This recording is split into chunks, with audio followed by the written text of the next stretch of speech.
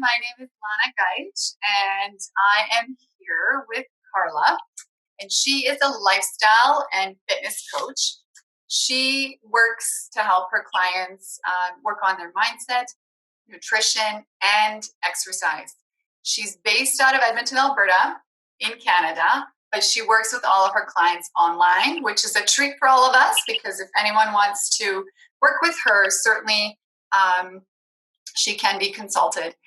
So we just wanted to chat with Karla a little bit today and give you all a bit about kind of what she does, how she can help you during this time. And then she's going to show us some exercises. So hi, Karla. Thank you for joining us. Thank you for having me. Fantastic. So can you tell us what are some barriers that people will face now that they're cooped up in the house and there's not going to be a lot of movement? Yeah, the biggest barrier that we see right now is the fact that the rec centers, the gyms, the local facilities, any kind of group activities are shut down. So we are stuck at home. And, first and foremost, that doesn't mean you have to stay confined to your home. Going out for a walk is great right now as we're heading into that spring, getting some fresh air. It also gets you out of the stagnant of the home. Yeah. But we need to keep our body moving. And I think the irony of this current situation that we're in is that our health is actually the vitality to our success through this whole situation. So the healthier that you can be, the better you can be. And the bonus is working online with my clients. This really has not affected them or impacted them in any way, shape, or form because we're able to maintain their workouts, their exercise, their nutrition. And like you said, was that the biggest thing is mindset, right? So working on that mindset right now because the more we listen to the social media, the more we listen to the media, it creates the feelings inside us of that depression, that feeling of defeat, and it creates us to not take action in what we're doing. And so what we want to do is we want to change that mindset, get people to continuously take action, because again, I'll say it's your vitality to where you're going to go with this whole outbreak, right? So absolutely. And it's just going to get tougher as we go. The more days that we're kind of under lockdown, it's just going to get tougher and tougher. And that mindset, that's really going to come into play the longer we're in this. So that absolutely makes sense what you're saying. And not everybody has a home gym, right? Not everybody's set up in your home as a gym. So I want to provide a workout for everybody today watching this, that you don't need a home gym and anybody at any level can do this. And if I don't provide enough modifications, please reach out because I can definitely give you more modifications to any one of these movements so every single person feels successful in it. Absolutely. And one thing that's important, and I'll just mention here, is Karla's going to be giving us a sheet with some of those modifications with the exercises that are going to be shown today, so that you can also, of course, look at that. It's not easy to remember everything kind of all at once. So thank you so much for that. That's going to be a great addition. Yeah. So do you want to get on the workout? Absolutely. Show us what you do with your clients that helps them stay fit and healthy. Okay, so we're going to have 9 movements. We're going to go through a cardio, a strength, and a core movement. We're going to use it like a ladder scenario. So what I mean is your cardio is going to be 40, so you're going to do 40 reps of that.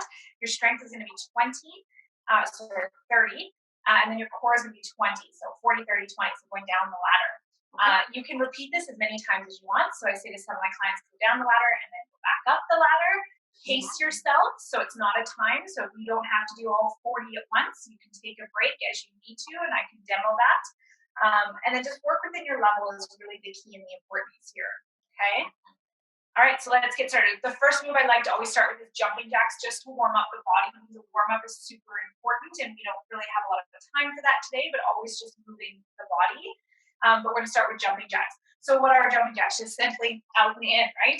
Okay, so we're going to do 40 of those. So we're counting 40. Now, let's say you can't jump. Bad ankles, bad knees, it hurts you. For women who've had children, sometimes it's lost the ladder. So you don't have to jump. You just step it up, star steps very easily. And you can pick the pace up. Okay, so there you go. No jumping necessary if you're living in an apartment and somebody's underneath you complaining. So you got your jumping and your no jumping. Next, we're going to go with step ups, okay?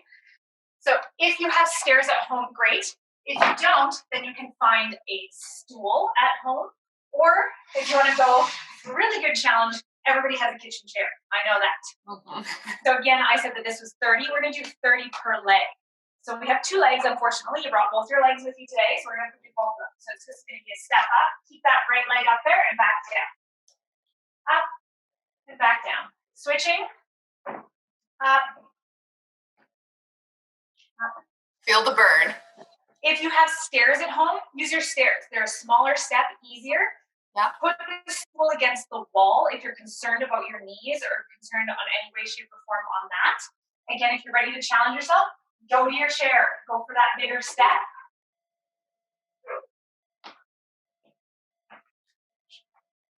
Nice. Now, if you have bad knees and that does bother your knees, again, we do have stairs. We are going to see stairs every day in our life. So practice with the stair, and maybe you're going to work yourself up to that 30. So you might do 5 or 6 until it feels uncomfortable but not painful, and you'll eventually work up to it. That's how you modify that one. All right.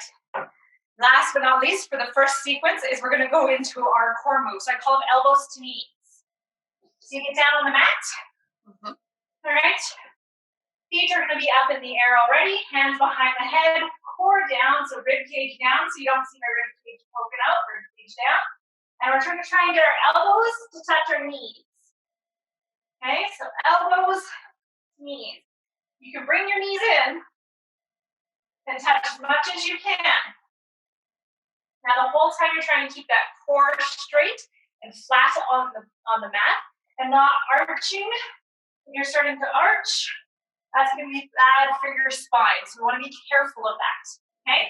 So you're going to do 20 of those, elbows to knees. Again, modify it by just doing a crunch. Put your feet up against a wall to help keep the feet up if that's a concern and the lower back is lifting. Okay? All right, back up and we do our cardio again. So now we're going to get into skaters. So skaters is side to side, reaching opposite arm to opposite foot. Now you can see I'm jumping. So again, we take the jump out of it. We step and we reach.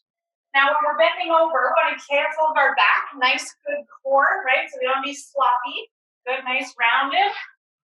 Okay, and then if you can get down to the ground with that form, do so. But just be careful if you start getting lazy in the back, then just touch higher up and go where you can. And again, you're doing 40 of those. It is per leg, so that's 80 in total. Then we're going to go into push-ups. Okay, push-ups scares everybody. Counter, grab a counter, kitchen counter, cabinets, couch, coffee table, bed, the back of your kitchen chair, anything, the wall, okay? You don't have to be on the floor. And you're going to go chest to the bench or chest to the cupboard, whatever you're doing, and not having it out here with your face, because that would be bad. Okay, so nice and tall, up onto the tippy toes, and you're going to do 20 of those. Again, work with your range of motion. If this is all you have, that's fine. If you have a rotator cuff or shoulder injury, you're going to want to use the wall just to help keep that form if that's where you're working. Now, this is where somebody might need another modification. Again, send me a private message. I'd be happy to walk you through that. But if you're at this level with your physio, then use the wall. Okay? Then we're going to go into reverse crunch, or as I like to call the bum lift. So back down to our core. Feet are up in the air or bent knees, and you're just trying to bring your knees to your face. Or straight legs up in the air, and you're trying to get your feet to touch the ceiling.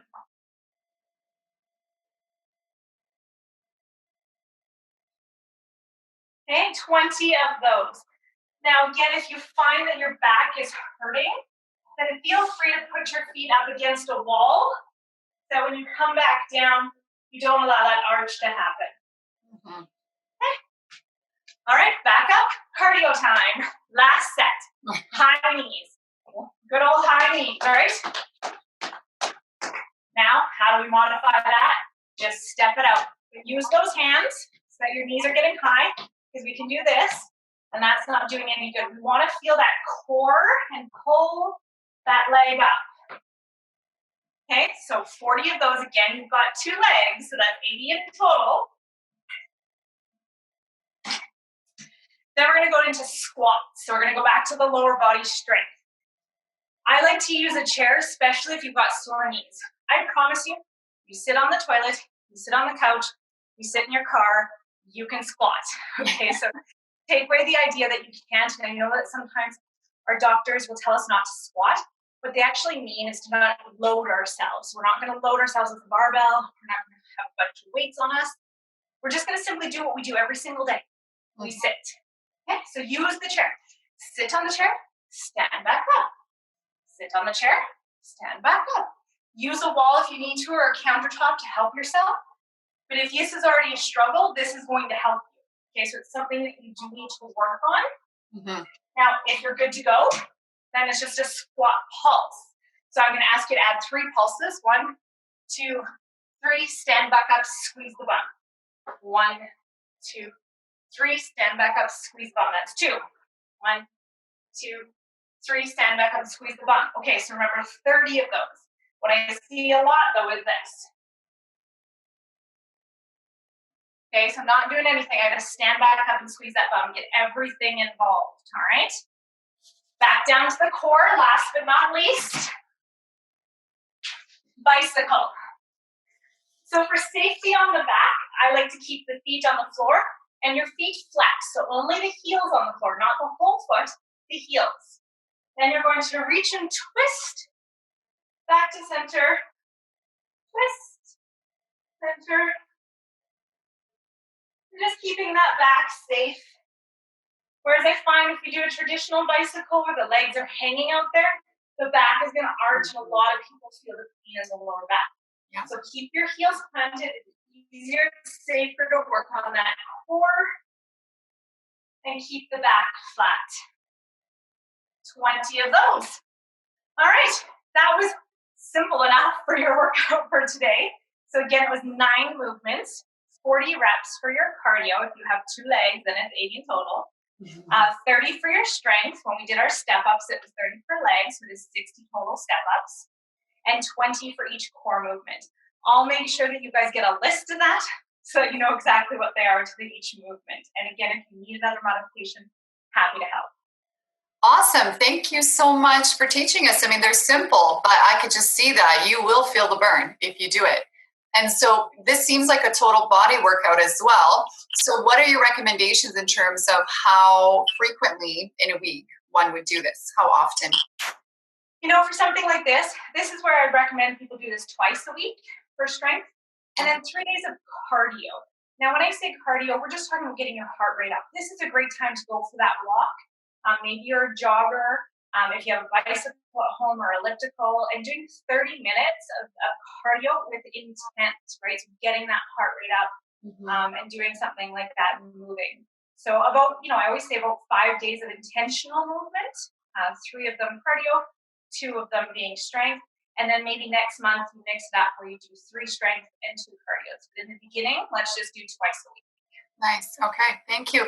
And then because some of us have kids around the house with us now. So could you maybe give us a suggestion or 2? Could we involve them in some of what we're doing? Absolutely. I speak to my clients about this, and you probably see my cat here in the background. I have animals galore too, and they like to work out with me all the time. So it's just a matter of getting done. We can't get done moving over. But with the kids not being in school right now, they still need structure. And most kids have gym class, right? So this is gym class. Let's homeschool our kids. Make them be your trainer. Kids love it when they can tell you stuff. So you can get them to hold your little pen and paper, and they're going to count for you. Might not always be accurate, but that's okay. And so they can count for you. And then maybe you take turns. You do 10, they do 10. You try to do it together and see who can do it better, who can do it faster. Kids are always going to win on the fast part, but it's great to get the kids involved. You become a really good role model, so you're showing that exercise is part of just daily living. And honestly, kids love this stuff. They love to move. So if you're going to go out for a run, or eventually when the pool's open, you go back out swimming. But doing this stuff with our kids, they really do love it. Yeah. I mean, I certainly remember being young. I was very active, loved it. And then, of course, that kind of gets beat out of us a little bit. We're studious, sitting down all the time, and so it's really great, like you said, just get back into it, especially now with winter time and we're more cooped up in the house more than anything. And this is an excellent routine. If you have young kids, like babies or children or toddlers that just can't leave your side, they're a great weight. So that's true. Put them on your back or carry them on your front while you're doing your squats. Be cautious and make sure your core and your back is engaged. Put them on your stomach while you do your crunches, or have them sit on your feet. Like, you can have them a part of the situation. You don't have to keep kids separate. Absolutely. I think that's actually a really great point. Really great point.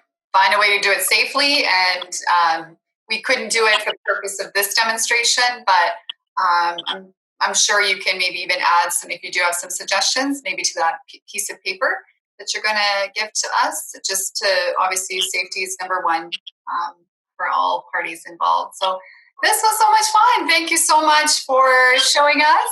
And clearly, I already know this. You've been doing this for a number of years. So you're quite experienced. And we won't be taking questions on this live, but we will be sharing Karla's information at the very end, connected to the video, so that way anyone, if they have questions and something maybe wasn't clear, they can certainly contact her, and she's taking clients online. So this would be, good for anybody if they need a little help. It sounds like they've got a good start already. So yeah. Awesome. Thank you so much, Karla. It was a pleasure to do this interview. And here we are sending this out to the world and hopefully helping them out in the next 30 days so that they can have an easier go of this. Stay healthy, stay fit. Yay, that's right. Thanks again. Have a wonderful day. Bye. Bye.